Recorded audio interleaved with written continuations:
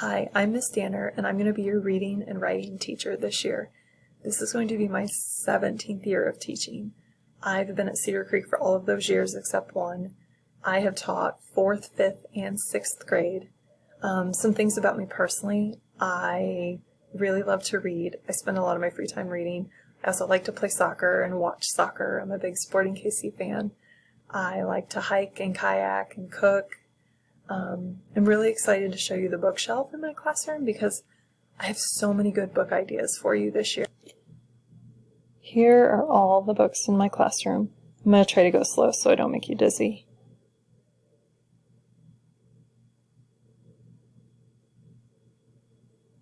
So I have plenty of good books to recommend to you this year.